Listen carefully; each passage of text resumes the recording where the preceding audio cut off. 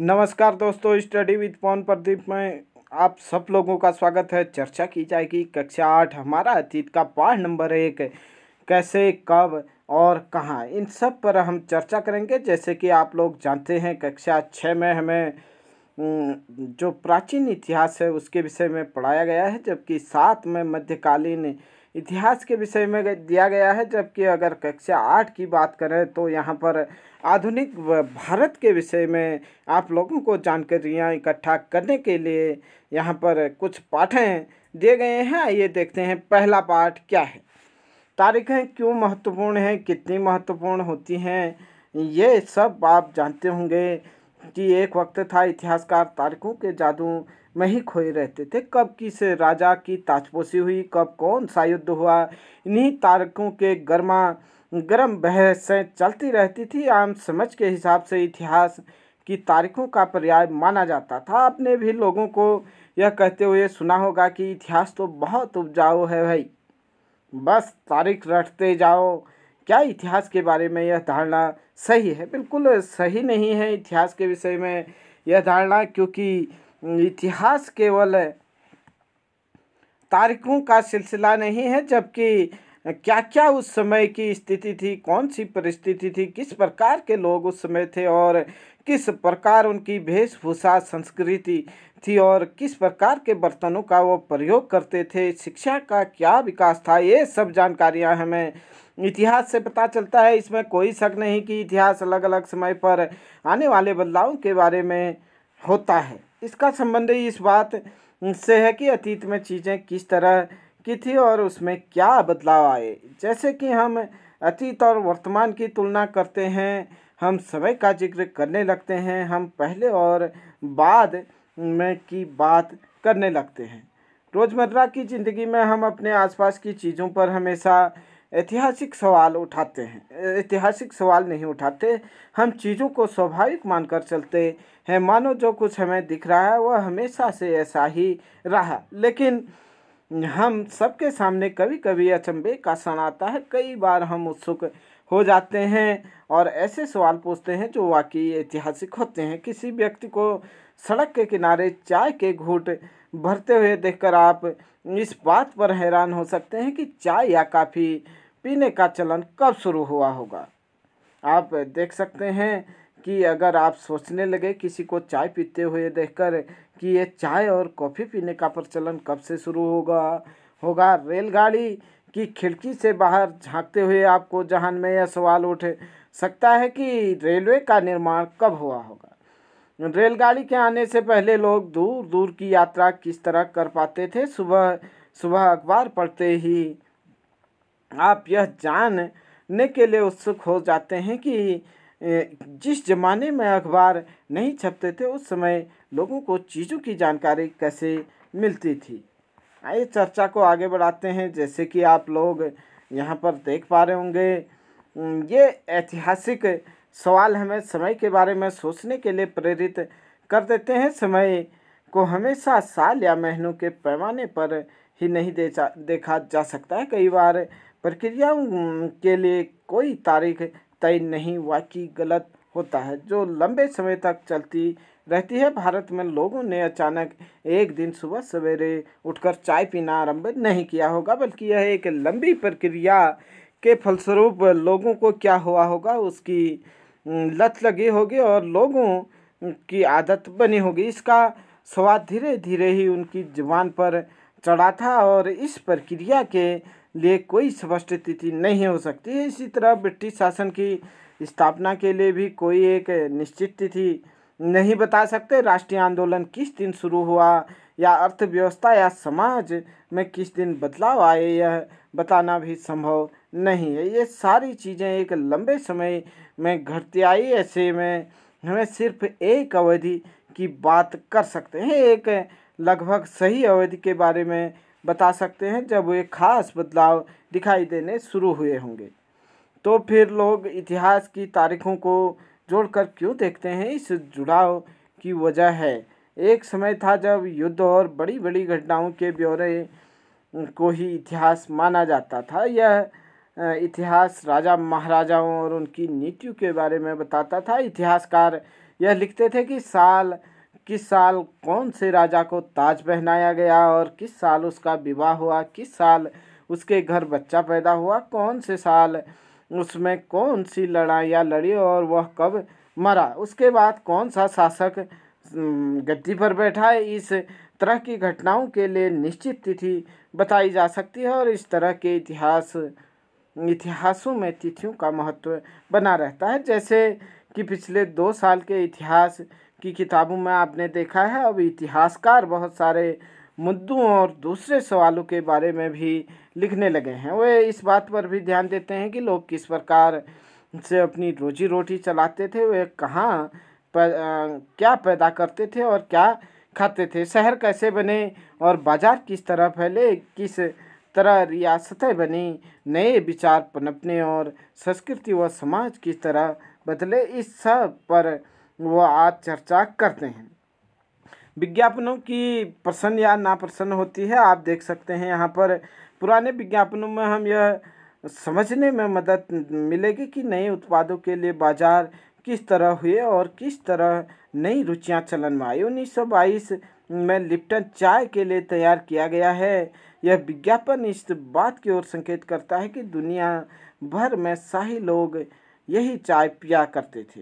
इस तस्वीर के पीछे एक तरफ भारतीय महल दिखाई दे रहा है, जबकि अगले हिस्से में ब्रिटेन की महारानी विक्टोरिया का तीसरा बेटा राजकुमार आर्थर घोड़े पर बैठा हुआ दिखाई दे रहा है। राजकुमार आर्थर को ड्यूक ऑफ कनाट की पदवी दी गई थी। आप देख सकते हैं कि किस तरीके का यहाँ पर विज्ञापन दिया गया है। यह चाय का विज्ञापन है और एक तरफ से आर्थर को दिखाया गया है, जबकि दूसरी तरफ से अगर आप देखेंगे तो यहाँ पर भारत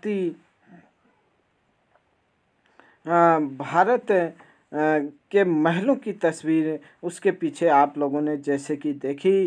कौन सी तारीखें क्यों हैं महत्वपूर्ण, आप देख सकते हैं। कुछ तारीखों को महत्वपूर्ण मानने का पैमाना क्या होता है। हम जो तारीख चुनते हैं, जिस तारीखों के इर्द गिर्द हम अतीत की कहानी बुनते हैं, वे अपने आप में महत्वपूर्ण नहीं होती। वह इसलिए महत्वपूर्ण हो जाती हैं क्योंकि हम कुछ खास घटनाओं का महत्वपूर्ण मानकर चलने लगते हैं। अगर अध्ययन का विषय बदल दिया गया, हम नए मुद्दों पर ध्यान देने लगते हैं, तो महत्वपूर्ण तारीखें भी क्या हो जाएगी, बदल जाएगी। एक उदाहरण पर विचार कीजिए। भारत में ब्रिटिश इतिहासकारों ने जो इतिहास लिखे, उसके हर एक गवर्नर जनरल का शासनकाल महत्वपूर्ण है। यह इतिहास प्रथम गवर्नर जनरल वारेन हेस्टिंग्स के काल से शुरू होता है और आखिरी वायसराय लॉर्ड माउंटबेटन तक खत्म होता है। जैसे कि आप लोग जानते हैं, बंगाल में सबसे पहले अंग्रेजों ने कब्जा किया और बंगाल के जो प्रथम गवर्नर बना उसे रॉबर्ट क्लाइव के नाम से जाना जाता है, जबकि जो बंगाल का प्रथम गवर्नर जनरल बना उसे वारेन हेस्टिंग कहते हैं। और जबकि अगर हम बात करें भारत के गवर्नर की या भारत का प्रथम गवर्नर की, तो लॉर्ड माउंटबेटन अंतिम जरूर थे। इससे पहले आप देख सकते हैं कि 1828 के बीच में लॉर्ड विलियम बेंटिक के समय में उन्हें भारत का प्रथम गवर्नर जनरल घोषित किया गया। जबकि अगर लॉर्ड कैनिंग की बात करें तो 1858 में उसे स्वतंत्रता संग्राम के बाद भारत का प्रथम वायसराय घोषित किया गया था। अलग अलग अध्यायों में हम दूसरे गवर्नर जनरल हेस्टिंग, बेलेजी, बेंटिंग, डलहौजी, इन सब के बारे में हम देखेंगे और Canning, Lawrence, Lytton, Ripon, Curzon, Hardinge, Irwin के बारे में भी पढ़ते हैं। इस इतिहास में गवर्नर जनरलों और वाइसरायों का कभी भी खत्म होने वाला सिलसिला ही छाया रहता था। इतिहास की इन किताबों में सारी तारीखों का महत्व इन अधिकारियों और उनकी गतिविधियों, नीतियों, उपलब्धियों के आधार पर ही तय होता था। ऐसा इसलिए मानो कि लोगों के जीवन के बाहर की कोई चीज़ यहाँ पर नहीं थी जिसे जानना क्या है महत्वपूर्ण हो। इन लोगों के जीवन का क्रम ब्रिटिश भारत के इतिहास में अलग अलग अध्यायों में हम पढ़ेंगे और बन जाता है क्या हम इसी दौर में इतिहास को अलग ढंग से नहीं लिख सकते। कर्नल चंद्रन के इतिहास के चौखटे में हम भारतीय समाज के विभिन्न समूहों और वर्गों की गतिविधियों पर किस तरह ध्यान दे सकते हैं, यहाँ पर इन पाठों पर चर्चा होगी। जब हम इतिहास या कोई कहानी लिखते हैं तो उसे टुकड़ों या अध्यायों में बांट देते हैं। हम ऐसा क्यों करते हैं? ऐसा इसलिए किया जाता है ताकि हर अध्याय में कुछ सामंजस्य रहे। उसका मकसद कहानी को इस तरीके से सामने लाना होता है जिसे कि लोग आसानी से समझें और याद रखें। इस प्रक्रिया में हम सिर्फ उन घटनाओं पर जोर देते हैं जो उस कहानी को पेश करने में मददगार होती हैं। जो इतिहास गवर्नर जनरलों के जीवन के इर्द चलता है उसे भारतीयों की गतिविधियों के कोई मायने नहीं रखती, उसके लिए वहाँ कोई जगह नहीं होती। तो फिर क्या किया जाए? जाहिर है हमें अपने इतिहास का एक अलग खाका बनाना पड़ेगा। इसका मतलब यह है कि अब तक जिन तिथियों को महत्व दिया जा रहा था वे महत्वपूर्ण नहीं रहेंगे। हमारे लिए नई तिथियां महत्वपूर्ण हो जाएंगी। जैसे कि आप लोग यहाँ पर एक चित्र के माध्यम से देख पा रहे होंगे, वारेन हेस्टिंग जो 1773 में भारत के प्रथम गवर्नर जनरल बने। इतिहास के किताबों में गवर्नर जनरल के कारनामे, जीवनियों और उनकी गौरव गाथाओं और तस्वीरों में उनके भव्य व्यक्तित्व को उभारा जाता है। हम अवधियाँ कैसे तय करते हैं? 1817 में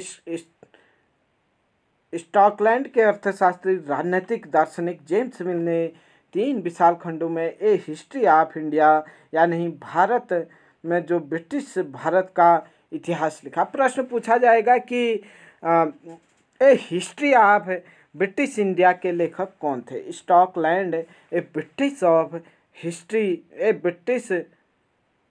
हिस्ट्री ऑफ ब्रिटिश इंडिया के लेखक थे। ऐसे ही प्रश्न पूछा जा सकता है ब्रिटिश भारत का इतिहास किसने लिखा? तब भी आप स्कॉटलैंड कह सकते हैं। कब लिखा? 1817 में। इस किताब में उन्होंने भारत के जो इतिहास है इसको हिंदू, मुस्लिम और ब्रिटिश इन 3 कालखंडों में बांटा। कालखंडों के इस निर्धारण में ज़्यादातर लोगों ने मान भी लिया। क्या आपको भारतीय इतिहास को समझने के इस तरीके में कोई समस्या दिखाई देती है?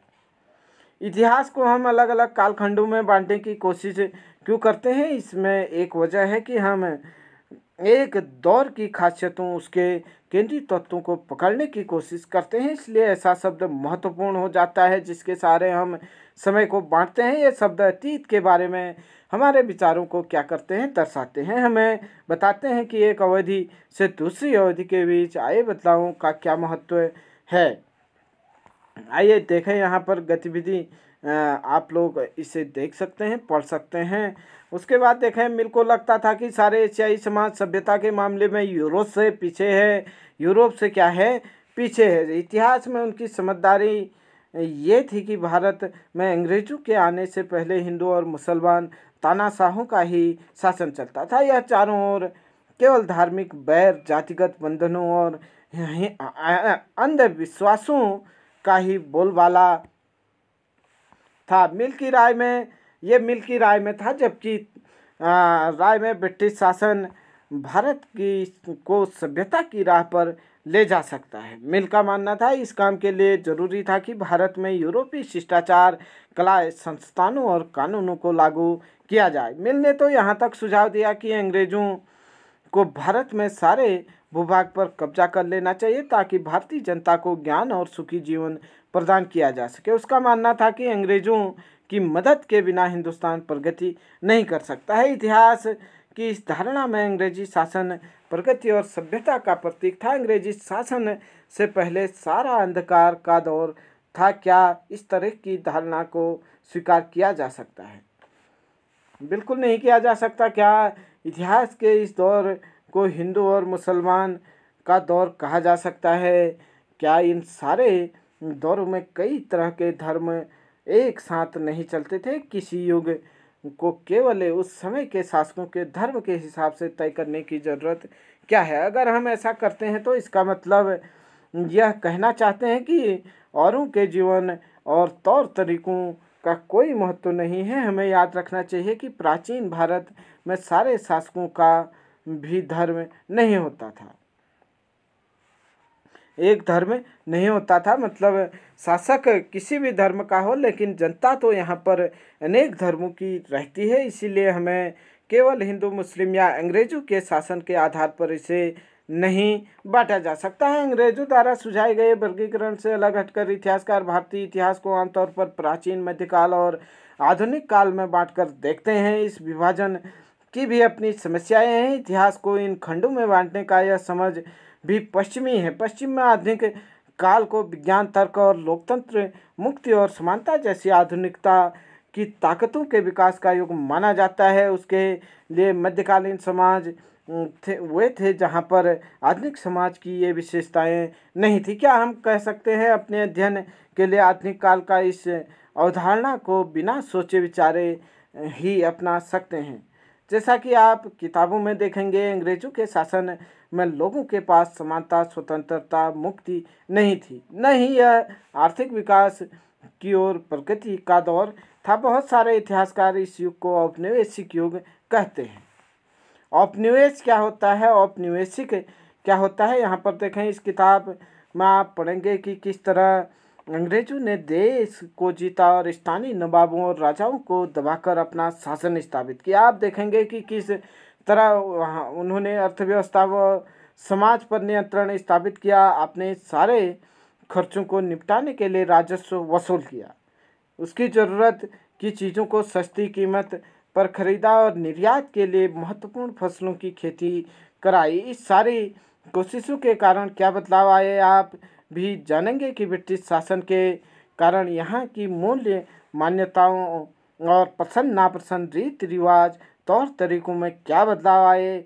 जब एक देश दूसरे देश के दबदबे में इस तरह के राजनीतिक, आर्थिक और सामाजिक और सांस्कृतिक बदलाव आते हैं तो इस प्रक्रिया को औपनिवेशीकरण कहा जाता है। उपनिवेश को यहाँ पर समझाने का प्रयास किया गया था, लेकिन जल्दी ही आप ये समझ जाएंगे कि सारे वर्ग और समूह इन बदलावों को एक ही ढंग से अनुभव नहीं कर रहे थे। इसलिए इस किताब को हमारे अतीत या नहीं कई अतीतों पर केंद्रित नाम दिया गया है। यहाँ पर आप देख सकते हैं, गृह विभाग को भेजी गई एक रिपोर्ट है। सन 1946 में भारत के औपनिवेशिक सरकार शाही भारतीय नौसेना के जहाज़ों में सिपाहियों की बगावत को कुचलने का प्रयास कर रही थी। उस समय विभिन्न बंदरगाहों से गृह विभाग को ये जो रिपोर्ट मिल रही थी उसके कुछ नमूने इस प्रकार हैं। बम्बई, इस बात का इंतजाम कर लिया गया है कि सेना जहाज़ों और दफ्तरों पर कब्जा कर ले। शाही नौसैनिक जहाज अभी भी बंदरगाह से क्या हैं, बाहर हो सकते हैं। कराची से क्या था, कराची 301 विद्रोहियों को गिरफ्तार कर लिया गया है। कुछ अन्य संदेहप्रस्त विद्रोही भी गिरफ्तार किए गए हैं। सारे दफ्तर सैनिक निगरानी में हैं। विशाखापत्तनम में क्या स्थिति थी, 1946 में जो नौसेना विद्रोह हुआ था, स्थिति पूरी तरह नियंत्रण में है, कहीं हिंसा नहीं हुई है। जहाज़ों और प्रतिष्ठानों पर सैनिक गार्ड तैयार कर दिए गए हैं। किसी परेशानी की उम्मीद नहीं है सिवाय इसके कि संभव और कुछ सिपाही काम पर ना आए। ये director of intelligence headquarter India command situation report में लिखा गया था। आइए चर्चा को आगे बढ़ाते हैं और देखते हैं कि प्रशासन अभिलेख तैयार करता है। कैसे तैयार करता है अभिलेख, क्या होते हैं, इसके विषय में हम यहाँ पर जानने का प्रयास करेंगे। अंग्रेजी शासन द्वारा तैयार किए गए सरकारी रिकॉर्ड इतिहासकारों का एक बहुत महत्वपूर्ण साधन है। अंग्रेजों की मान्यता थी कि चीज़ों को लिखना बहुत महत्वपूर्ण होता है। उसके लिए हर निर्देश, हर योजना, नीतिगत फैसले, सहमति, जांच को साफ साफ लिखना जरूरी था। ऐसा करने के बाद चीज़ों का अच्छी तरह अध्ययन किया जा सकता था और उन पर वाद विवाद किया जा सकता है। इस समझदारी के चलते ज्ञापन, टिप्पणी और प्रतिवेदन पर आधारित शासन की संस्कृति पैदा हुई। अंग्रेजों को यह भी लगता था कि तमाम अहम दस्तावेज और पत्रों को संभाल कर रखना जरूरी है, लिहाजा उन्होंने सभी शासकीय संस्थानों में अभिलेख कक्ष भी बनवा दिए। तहसील में दफ्तर, कलेक्टर, कमिश्नर के दफ्तर, प्रांतीय सचिवालय, कचहरी सबके अपने रिकॉर्ड रूम होते थे। महत्वपूर्ण दस्तावेजों को बचाकर रखने के लिए अभिलेख, आर्काइव और संग्रहालय जैसे संस्थान बनाए गए थे। उसके बाद देखें 19वीं सदी की शुरुआत में प्रशासन की एक शाखा से दूसरी शाखा के पास भेजे गए पत्रों और ज्ञापनों को भी आप आज भी अभिलेखागारों में देख सकते हैं। वहाँ आप जिला अधिकारियों द्वारा तैयार किए गए नोट्स और रिपोर्ट पढ़ सकते हैं। आप ऊपर बैठे अफसरों द्वारा प्रांतीय अधिकारियों को भेजे गए निर्देश या सुझाव देख सकते हैं। 19वीं सदी के शुरुआती सालों में इन दस्तावेजों को सावधानीपूर्वक नकलें बनाई जाती थी। उन्हें खुशनवीसी में माहिर लिखते थे। खुशनवीसी या सुलेख नवीस ऐसे लोग होते थे जो बहुत सुंदर ढंग से चीज़ों को लिखते थे। खुशनवीसी या सुलेख नवीस मतलब जो लोग किसी भी चीज़ को बेहतरीन ढंग से लिख सकते थे उन्हें कहा जाता था। भारतीय राष्ट्रीय अभिलेखागार 1920 के दशक में यह बनाया गया है। जब नई दिल्ली का निर्माण हुआ तो राष्ट्रीय संग्रहालय और राष्ट्रीय अभिलेखागार दोनों ही वायसराय के निवास के नज़दीक बनाए गए। इससे पता चलता है कि अंग्रेजों की सोच इन संस्थानों का कितना भारी महत्व था। आइए देखें आगे, ये चर्चा हमारी 2022-23 में हो रही है। आइए देखें, तकनीकी भी फैलने लगी। इस तकनीकी के सहारे अब प्रत्येक सरकारी विभाग की कार्रवाई के दस्तावेज की कई प्रतियां बनाई जाने लगी। सर्वेक्षण का बढ़ता महत्व। औपनिवेशिक शासन के दौरान सर्वेक्षण का चलन भी महत्वपूर्ण हो गया। अंग्रेजों का विश्वास था कि किसी देश पर अच्छी तरह शासन चलाने के लिए उसे सही ढंग से जानना जरूरी होता है। 19वीं सदी की शुरुआत तक पूरे भारत का नक्शा तैयार करने के लिए बड़े बड़े सर्वेक्षण किए जाने लगे। गांव और राजस्व सर्वेक्षण किए गए। इन सर्वेक्षणों में धरती की सतह, मिट्टी और गुणवत्ता, वहां मिलने वाले पेड़ पौधे और जीव जंतु, स्थानीय इतिहासों और फसलों का भी पता लगाया जाता था। अंग्रेजों की राय में किसी इलाके का शासन चलाने के लिए इन सारी बातों को जानना जरूरी था।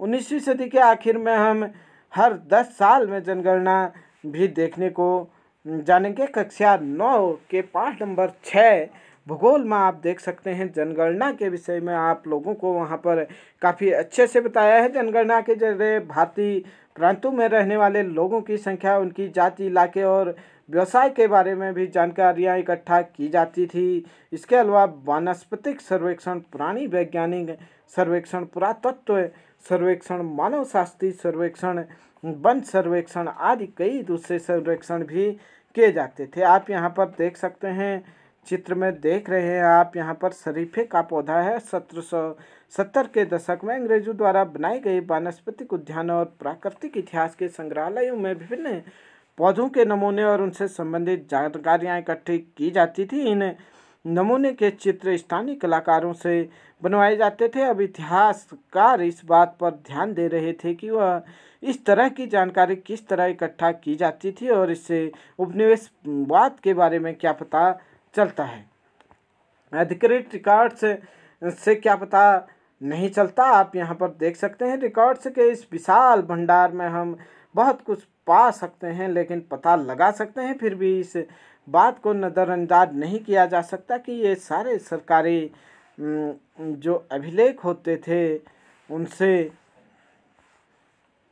हमें यही पता चलता है कि सरकारी अफसर क्या सोचते थे, उनकी दिलचस्पी किन चीज़ों पे थी और वे किन चीज़ों को बचाए रखना चाहते थे। इन रिकॉर्ड्स से हमें यह समझने की में कोशिश नहीं मिलती कि देश के दूसरे लोग क्या महसूस करते थे और उनकी क्या कार्रवाइयाँ की वजह थी। इस बात को जानने के लिए भी हम कहीं और देखना होगा। जब ऐसा दूसरे स्रोतों और की तलाश निकालते हैं तो उनका कोई कमी नहीं रहती, लेकिन सरकारी रिकॉर्ड्स के मुकाबले उन्हें ढूंढना जरा मुश्किल साबित होता है। लिहाजा लोगों के जो डायरियाँ हैं, तीर्थ यात्रियों और यात्रियों के संस्करण हैं, महत्वपूर्ण लोगों की आत्मकथाएं हैं और स्थानीय बाज़ारों में बिकने वाली लोकप्रिय पुस्तिकाएँ हैं।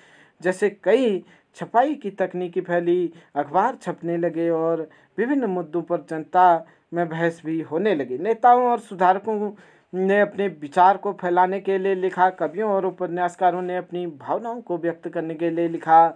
लेकिन ये सारे स्रोत उन लोगों ने रचे जो लिखना पढ़ना जानते थे। हम यह नहीं बता सकते कि आदिवासी है, किसान है, मजदूर है और खदानों में काम करने वाले मजदूर या सड़क पर जिंदगी गुजारने वाले गरीब किस तरह के अनुभवों से गुजर रहे थे। अगर हम थोड़ा और कोशिश करें तो इन सब के बारे में जान सकते हैं। जैसे कि आप इस किताब में आगे पढ़ेंगे और आपको यह समझ में आने लगेगा। यहाँ पर बताया गया था कि आप लोगों को क्या क्या पढ़ना है यहाँ पर, और किस तरीके से यहाँ पर इतिहास को पहले समझा जाता था, लेकिन अब वर्तमान में क्या समझा जाने लगा है।